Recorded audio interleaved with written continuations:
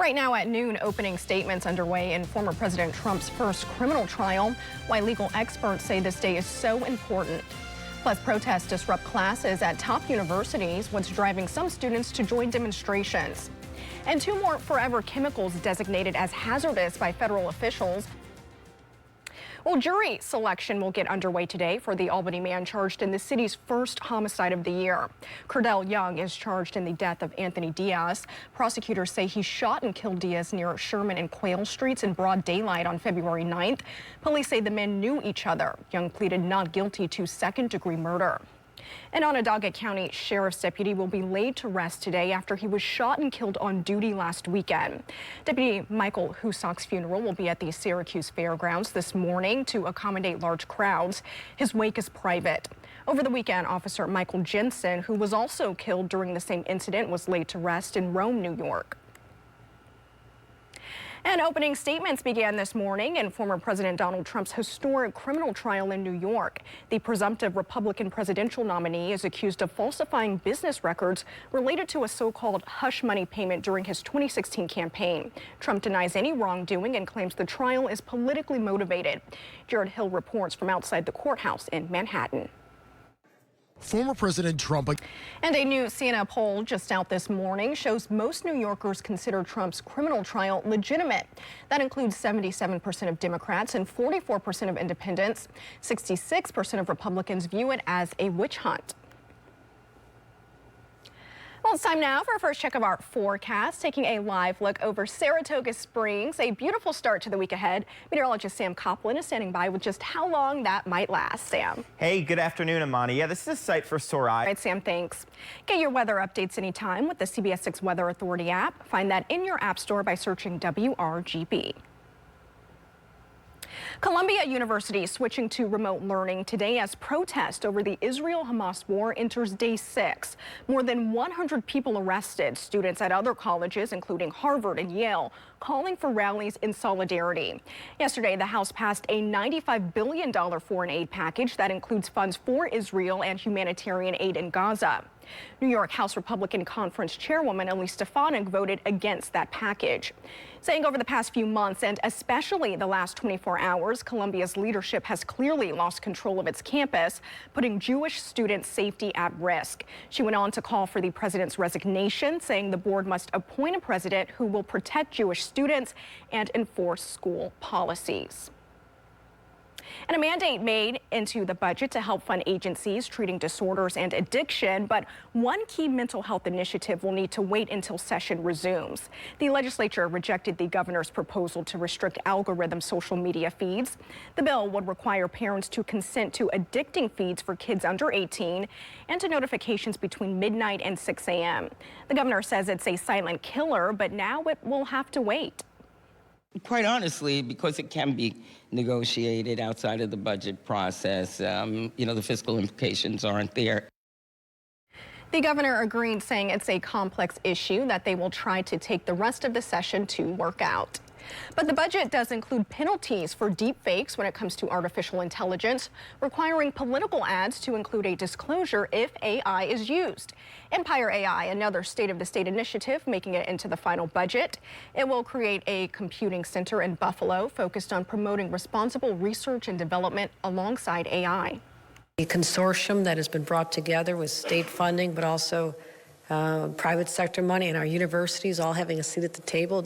I'm hearing from so many university presidents who literally have told me that they're able to recruit more professors and students based on the thought that this is going to happen in New York.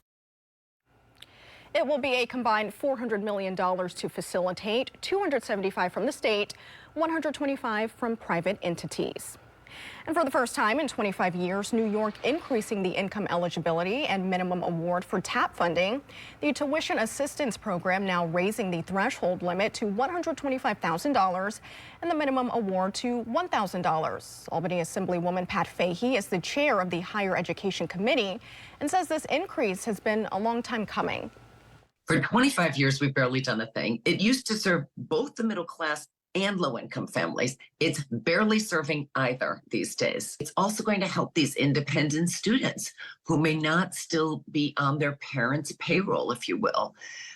So it's huge. We're really hoping we're going to see tens of thousands increase. SUNY schools received an extra $60 million in funding, and CUNY received $40 million more. A new bill introduced in the state assembly aims to strengthen penalties for manslaughter resulting in the death of a child. This days after the death of 5-year-old Charlotte Buskey, who starved to death in Schenectady.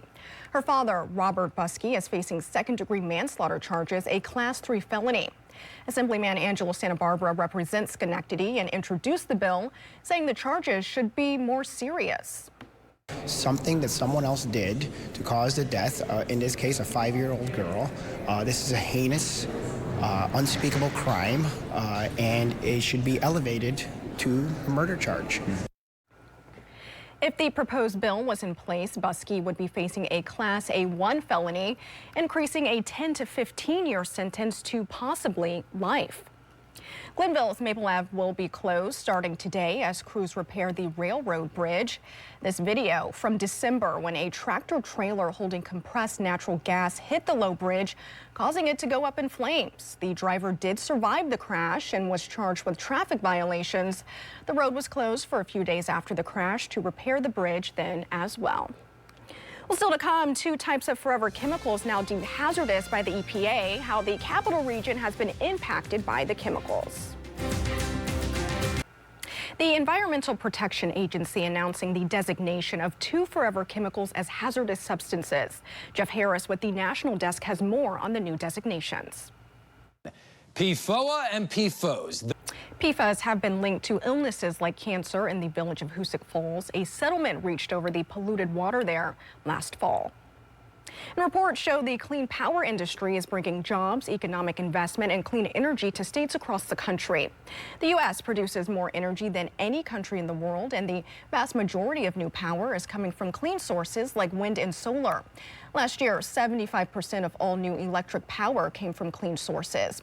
It's a growing industry with 500,000 current workers and 500,000 more needed in the next decade. CEO of American Clean Power Association, Jason Grimet, says New York is a leader when it comes to paving the way for clean energy. We're seeing, tens of millions of dollars invested in, local tax bases of our, rural communities. We're also seeing tens of millions of dollars going to local individuals whose land is supporting clean power deployment. Here in upstate New York, GE has a brand new facility in Schenectady making wind turbines. It's a $50 million new investment. That facility alone is going to employ 200 people. Substantial deal. Amani? All right, Sam, thank you. Well, Mr. Food is digging up a tasty Earth Day dessert, but first, here's America's Steals and Deals. Ooh, it's so good. You eat endlessly. That's the first time I heard her speak.